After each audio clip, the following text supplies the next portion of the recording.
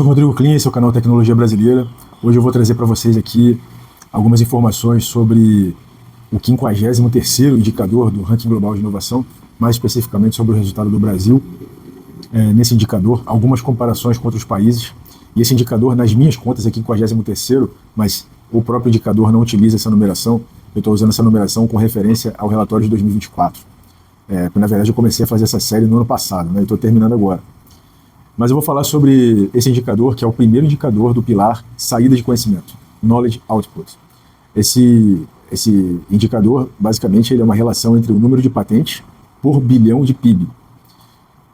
Basicamente, o resultado do Brasil é mais do mesmo, né? A gente vê uma certa estagnação, até uma certa queda do resultado do Brasil. Assim, a gente está tendendo a produzir menos patentes, lembrando que esses números se referem a patentes residentes, ou seja, são brasileiros depositando patentes, e não patentes estrangeiras, tá?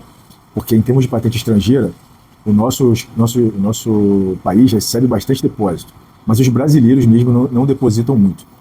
Eu vou abordar aqui os números, né? O que acontece com o Brasil. O Brasil hoje está no 50º lugar, né? Ali basicamente mantendo a mesma posição todos os anos, né? Essa é a média do Brasil ali, em comparação com Índia e Chile e Singapura, né? Eu sempre coloco Singapura como se fosse um benchmark, assim, o ideal, né?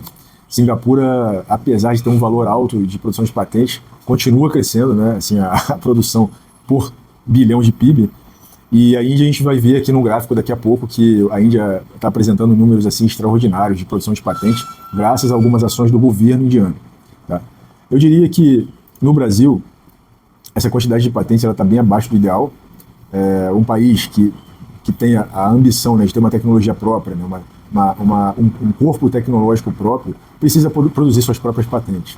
Eu vejo o problema principal sendo não só a burocracia, não só a falta de apoio dos governos em geral, não só o governo atual, mas os governos em geral, apoio no sentido de um apoio irrestrito como o governo indiano, isso é o que eu chamo de apoio mesmo, eu já vou falar o que eles fazem, mas também a questão da instrução da população.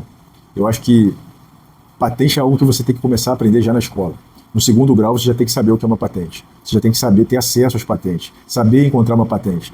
E não precisa o cara chegar no doutorado, como foi o meu caso, para poder descobrir o que era uma patente. Foi o que aconteceu comigo. Só 16 anos depois de formado, quando eu estava no doutorado, por conta de uma certa assim, indisciplina de um dos professores que resolveu fazer uma matéria sobre patente, eu descobri o que era uma patente, né, finalmente.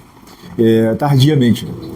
Mas eu acho que isso não precisa ser assim sempre. Eu acho que os alunos das escolas técnicas, especialmente, podem ter acesso à patente, e isso vai ajudar muito. Aqui eu vou mostrar o gráfico agora de comparação entre Brasil, Índia, Chile e Singapura. Você pode ver que a Índia teve uma guinada aí e começou a subir e está alcançando, inclusive, Singapura em produção de patente. Basicamente, o que a Índia fez foi incentivar mais a produção de patentes. E a principal medida que eles tomaram foi subsidiar o pagamento da patente. Então, assim, o governo indiano, quando você tem uma ideia, um pesquisador tem uma ideia, ele não precisa desembolsar a grana da patente. O governo paga, né? Isso é um incentivo, é um investimento em tecnologia real que está sendo feito, em propriedade intelectual. A Índia quer dominar também, quer participar do mundo da propriedade intelectual, junto com os chineses e com os americanos. E essa é uma excelente medida, né?